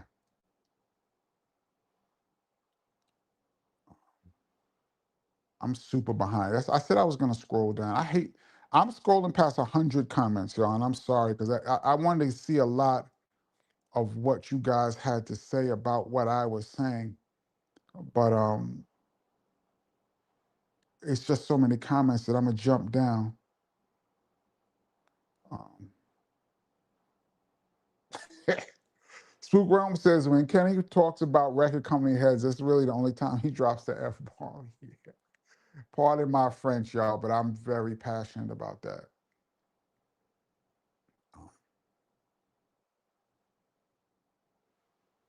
Norman says Jay-Z's politics are money, honey.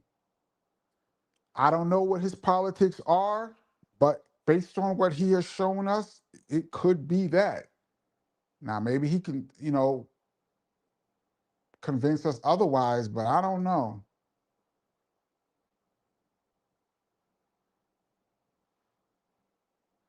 JT said there could be no complaints that this live had too much basketball content. KP kept it all the way gully. um, I just did a basketball reference just now, so there it is. We're always gonna sneak some ball in there, man.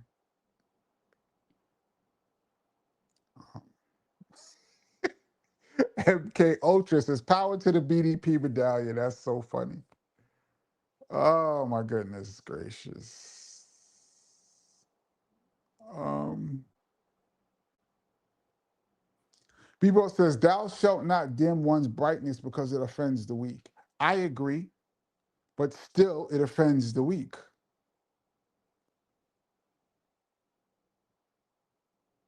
Yeah, JC, I said the exact same thing about Jaylen Brown. Literally the smartest in the room, but they think he's too uppity. Yep. Shut up and dribble, like the lady said on Fox News.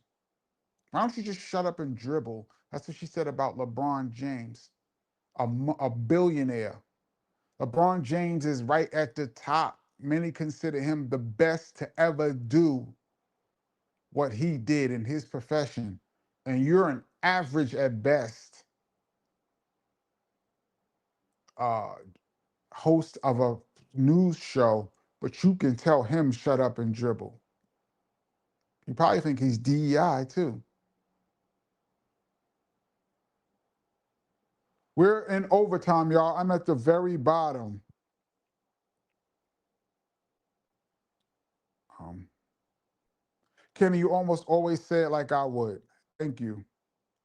Thank you for the people that agree with me. Thank you for the people that don't agree. If you don't agree, that is fine. This is my opinion. And, I'm probably going to lose some followers in the Rewind crew or now. I understand that. But this is how I feel. And, sorry to see you go.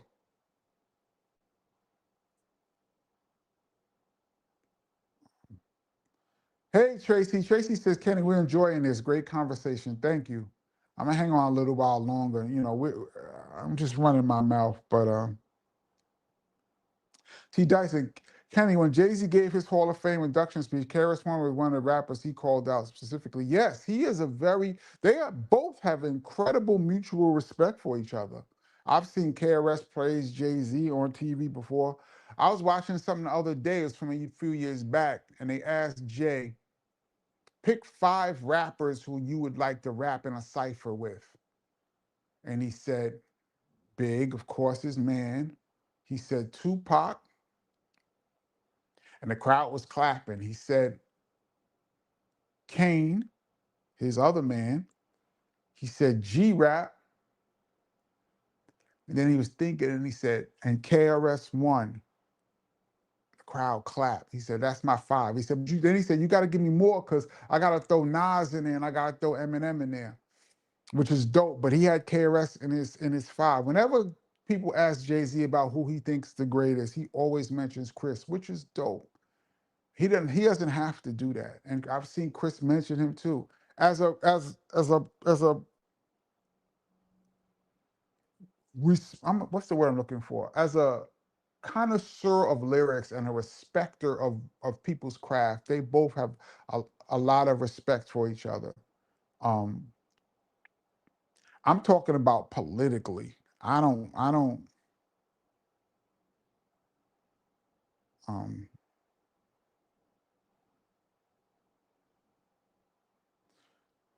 Jay Cree says Rock Nation might throw you a bag to keep quiet. I know, right? Um, I'm not big enough for that, but I hope, and like I said, I hope and pray that when my day comes and somebody throws me a bag, it's not to keep quiet. I want the bag, but if the bag is for partnership, if the bag is to promote a product, if it's a bag, something like that, sure, let's do it. But if the bag is to sell an agenda to people that are listening to me that might um, have if my words might have some influence on somebody and you give me a bag to try to influence them, I hope that I tell them to kiss my ass. I hope I'm that guy. We'll see, y'all. I'll let you know. Um, Oreo, thank you so much. This encore, great show, KP. Thank you so much. Um, it's 10 o'clock. I'm about to jump off. I'm just uh, Corey Flood, Kenny, isn't that hypocritical about the Fox person critique of LeBron because he's a billionaire? When you just said that about Jay, it's the same thing. Is that the same thing? No. What I'm saying about Jay is that he's great, but I don't agree with his politics or some of the moves that he's made. This explanation for the moves that he's made seems suspicious to me. And he always seems to come around when black people are getting riled up and make a business move to pacify us. This lady was saying LeBron shouldn't open his mouth at all. Dribble, shoot the ball, and go home. Don't open your mouth about nothing. I think Jay Z has the right to say whatever he wants. And Jay Z has a wealth of knowledge. School us, teach the kids from Marcy how to make money. I want Jay Z to talk. But when he talks and he's saying certain things and he's dissing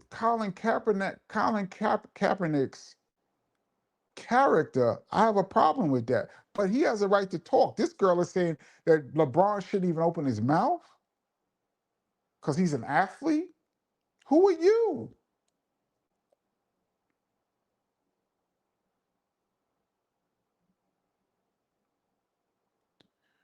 Do you understand that LaFlop is a Mason, which means he pledges allegiance to Satan? No. I don't know if Mason equals Satan. I'm not versed enough in the Freemason uh, doctrine. Um, and you know, there's a lot, since I'm not in it, I don't want to comment on conspiracy theories because there's a lot of that whole satanic door is another whole hour. We could be here another hour on some of the most questionable imagery that I've ever seen in my life has come from Rockefeller artists as far as Satan is concerned. But they'll say, what are you talking about? You're stupid to think that we mean this. And my question is, well, if you didn't mean this, then what exactly did you mean? If you show me this image and it's the same image as an ancient image of some other demon, and you're telling me that that's not what it means, then what does it mean? Say it. I don't got to say nothing. I'm rich. Okay, well, but that's another whole hour. JT says, KP, you on a roll, fella. This was a great show on point all the way through. Thank you. Thank you, guys. I think I have one more chat on here. I keep saying I'm gonna jump off, but no, I think I got all the chats in, all the super chats in. Thank you guys so much. Um,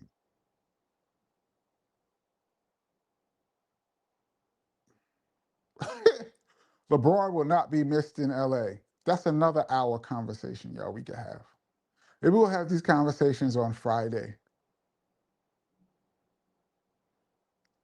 Rosmel says, Kenny, nothing you said tonight I disagreed with. Thank you so much. I appreciate that. And for those that do disagree, I appreciate you listening. That's what we're here for. To agree, we could agree to disagree.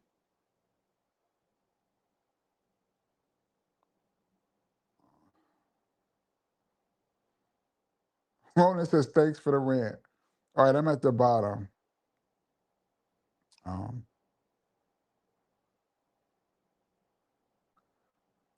Jay-Z wearing that shirt, do what thou willst.